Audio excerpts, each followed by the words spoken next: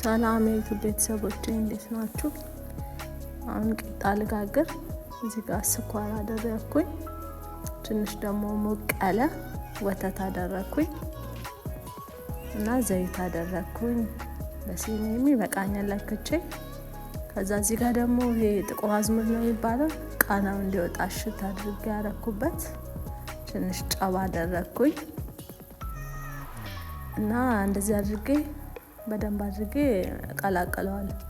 አንድ ኤክስትራቪ ጓደኛዬ ናት ስትሰራ ያየሁትና በጣም ወደድኩት። ደስ ይላል ማለት የብስኩት አይነት ነገር አለው። እንደለመድኩት አይነት ቂጣ አልሆነም ብቻና ደስ ይላል እና እኔ ሞከርኩት፣ በጣም ወደድኩት እና ለእናንተ ደግሞ ላሳያችሁ ብዬ እዚህ ጋር እንደዚህ አድርጌ በደንብ ከቀላቀልኩ በኋላ እኔ የራሴ ነኝ የምፈልገውን መመጠነው፣ እንደምትፈልጉት መመጠን። ከዛ ቤኪንግ ፓውደር አረኩበት። ቤኪንግ ፓውደር የማይረሳ ነገር ነው።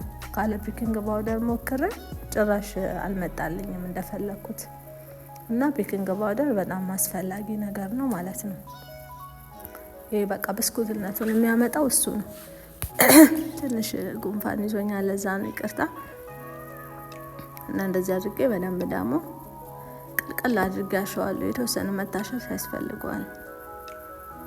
እና ላይክ፣ ሼር፣ ኮሜንት፣ ሰብስክራይብ አድርጉ፣ ቤተሰብ አድርጉኝ፣ አበረታቱኝ፣ አስተያየት ስጡኝ እላችኋለሁ ቤተሰቦቼ።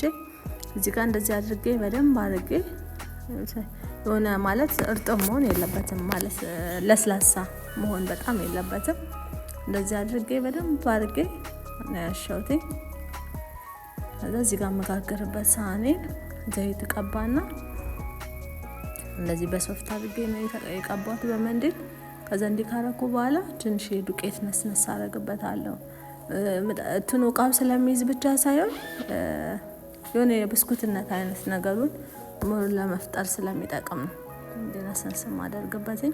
ከዛ እሱን ካረኩ በኋላ በደንብ አድርጌ በመዳመጫ እዳምጠዋለሁ እና እዚህ ጋር የዳመጥኩት በደንብ አጥቤው ምንም ብዙ ስለማንሰራበት ትሉ ለዛ ነው እዳምጥበት፣ ያው እኛ ብቻ ስለምንሰራበት ማለት ነውና እንደዚህ አድርጌ በደንብ አድርጌ እዳምጠዋለሁ። መዳመጫ የተሰብራብኝ በማማሰያ ነው የዳመጥኩት።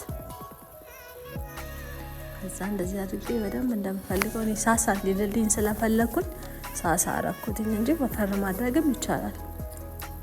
ከዛ ለመክሰስ በሻይ በወተት አፍልተ በቃ በጣም ቆንጆ ነው። ልጆች ራሱ አኪድ ይወዱታል ማለት እንትን ብስኩት ነገር ነው ጣዕሙ። እዛ እንደዚህ አድርጌ በደንብ ካረኩ በኋላ ሳህኔ ላይ ያደረኩኝ አስተካከልኩትኝ። ከዛ እሳቴን እኩል ነው የምለኩሰው እንጂ የጋለ ውስጥ አላስገባውም።